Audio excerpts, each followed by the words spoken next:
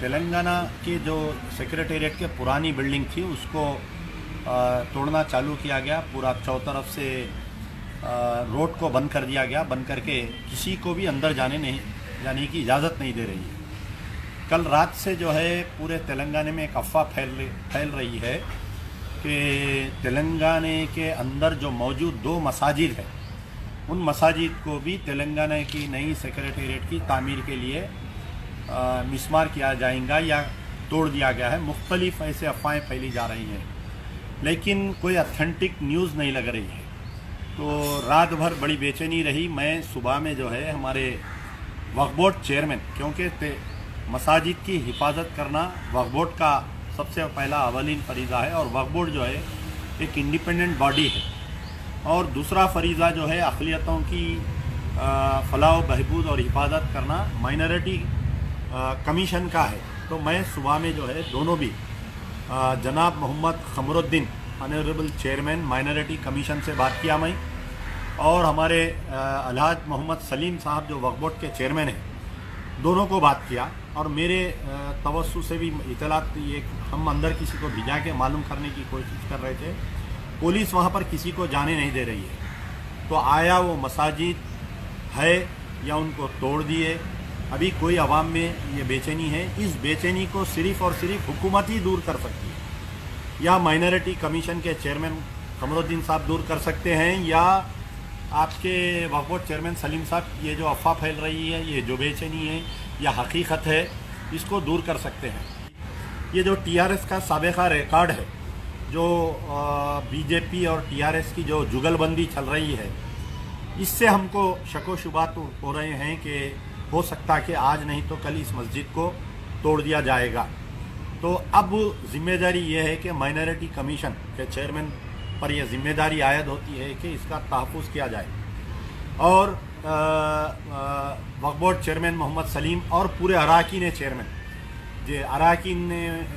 वक्फ board के जितने members हैं उन पर है। ये दोनों से हट के यहाँ की जो मजलिस इत्तेहादुल मुस्लिमीन जो जमात है, जिनके 7 एमएलए एक मेंबर ऑफ पार्लियामेंट है,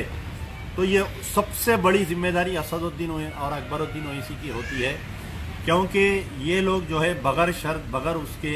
हुकूमत की तायीद किए थे, टीआरएस की तायीद किए थे इलेक्शन में, और जितने जमातें जो तायीद किए थे टीआरएस की, तो ये उन पर भी जिम्मेदारी होती है। जमात इस्लामी पे जिम्मेदारी होती है, तामीर मिल्लत पे जिम्मेदारी होती है, जितने उलमा मशाइखीन जो टीआरएस की तायीद किए थे उन पर भी जिम्मेदारी आयद होती है। महमूद अली एक मुसलमान वज़ीर है काबीना में, और हमारे फ़ारूक हुसैन एमएलसी है, फरीदुद्दीन एक मुस्लिम एमएलसी है, जो मेयर्स डिप्टी मेयर्स है कि इमीडिएट ये लोग तमाम लोग जाके चीफ मिनिस्टर से मिलकर इनको बताएं कि भाई साबिक़ा जो रिकॉर्ड है तेलुगु देशम, इससे पहले जो मसाजिद को तोड़ने में कांग्रेस के दौर में भी जब एयरपोर्ट की मस्जिद उमर फारूक को तोड़ा गया तो कोई भी पार्टी दोबारा इक़्तिदार पर नहीं आई। मस्जिद को तोड़ो या मुसलमानों को जुल्म करो, वो पार्टी जो है ऑब्लिवियन में चले गई, ख़बरस्तान में दफन हो गई वो पार्टी। आज कांग्रेस जो 5 साल इक़्तिदार पर रहकर जो भी हरकतें की थी, चाहे वो इनकाउंटर में मुसलमानों को मारना रहो, या चाहे वो मस्जिद उमर फारूक शमशाबाद एयरपोर्ट पर जिसको शहीद करना, उससे सबक लेना चाहिए चंद्रशेखर राव को। चंद्रशेखर राव साहब जो है जब से वज़ीर आला बने हैं, उनके जितने एक्टिविटीज़ थे वो कहीं ना कहीं ऐसे है कि वो प्रो हिंदुत्व एक्टिविटीज़ हैं उनके, चाहे वो यज्ञनम करने में रहिए, आह्वानम लगाने में रहिए,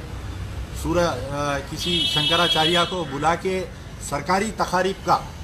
इफ्तिदा कराने के लिए शंकराचार्य को बुलाना, तो ये सब उनका एक जो है कि प्रो हिंदुत्व एक्टिविटीज़ बता रहे हैं। तो मेरी गुजारिश है खुद चीफ मिनिस्टर केसीआर से, उनके लड़के केटी रामाराव से, उनके लड़के आज आप इक़्तिदार पर है, कल नहीं रहते, लेकिन मस्जिद को तोड़ने, मस्जिद जो है ता क़यामत तक मस्जिद रहती, ज़मीन से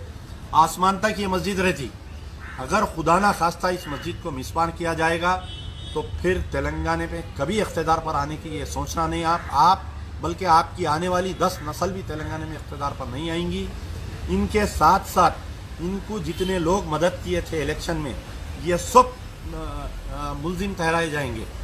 जितने लोग टीआरएस पार्टी को मदद किए थे یہ سب کو اللہ کا نے جواب دینا ہوگا، چاہے وہ اسد الدین اویسی رہو، اکبر الدین اویسی رہو، چاہے وہ جماعت اسلامی کے حامد محمد خان رہو، چاہے وہ وقف بورڈ کے ممبر جماعت اسلامی کے ملک محتشم علی خان صاحب رہو، یا چاہے وہ کوئی علماء مشائخین جتنے تائید کیے تھے ٹی آر ایس کو،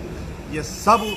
اس کے لیے جواب دہ ہے۔ اللہ کے دربار میں یہ جواب دہ رہیں گے اگر اس سیکریٹریٹ کے 2 مساجد کو نہیں بچایا جا سکا تو۔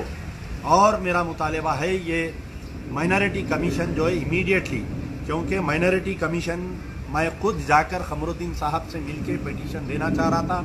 لیکن واٹر ورکس کے دفتر میں جو ہے کچھ 15 یا 20 آدمی کو کرونا وائرس آنے کی وجہ سے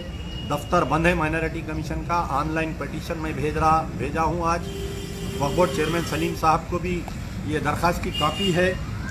جو سلیم صاحب کو اور مائنارٹی کمیشن کو میں بھیجا ہوں۔ امید کرتا ہوں کہ KCR صاحب ان 2 مساجد کی حفاظت کریں گے اور پہلے سے اور خوبصورت بنا کے مسلمانوں کا اعتماد بحال کریں گے۔ جو مسلمان تلنگانہ میں آپ کا ساتھ دیے تھے ایجیٹیشن میں، ان کی قربانیوں کو آپ یاد رکھیں گے۔ جو علماء مشائخین، جو مسلم تنظیمیں آپ کا برے وقت پہ ساتھ دیے تھے الیکشن میں، ان کی بھی اس کو یاد رکھیں گے۔ اور ہم کو جو ہے دل آزاری مت کریے، آپ ایسے مساجد توڑ کر اور بھی کئی خوبصورت عمارتیں بنائیے، آپ سیکریٹریٹ بنائیے، آپ اپنا گھر بنائیے، آپ اپنا مکان بنائیے، ہم کو کوئی اعتراض نہیں ہے، ہم ڈیولپمنٹ کے ساتھ ہے۔ کئی لوگ جو ہے سیکریٹریٹ کی بلڈنگ کو توڑنے کے لیے مخالفت کیے، لیکن مجلس بچاؤ تحریک سیکریٹریٹ کی بلڈنگ کو توڑنے کی ہم نے کبھی مخالفت نہیں کی۔ ہم تو چاہتے ہیں کہ اچھی سے اچھی عمارت بنے، پورے ہندوستان میں سب سے خوبصورت عمارت ہماری تلنگانہ سیکریٹریٹ ہونا چاہیے۔ لیکن یاد رکھیے، کسی کی دل آزاری کر کے، کسی کی مذہبی عبادت گاہ کو توڑ کے، ہم تو چاہتے ہیں کہ اس کے اندر جو مندر ہے اس کو بھی آپ تحفظ کریے، مندر کو بھی تحفظ کریے، مسجد کو بھی تحفظ کریے۔ انشاءاللہ میں امید کرتا ہوں کہ میرا میسیج KCR صاحب تک، KTR صاحب تک، محمود علی صاحب تک پہنچیں گا، اور جو بھی ارادہ ہے، اگر وہ بدنیتی کا ارادہ ہے تو اس کو روکا جائے گا اور مسجد کا تحفظ کیا جائے گا، نماز کو بحال کیا جائے گا، اور یہ جتنے قائدین جو سو رہے ہیں یہ اپنی خوابی غفلت سے اٹھیں گے اور حکومت سے نمائندگی کریں گے۔ یار زندہ، صحبت باقی۔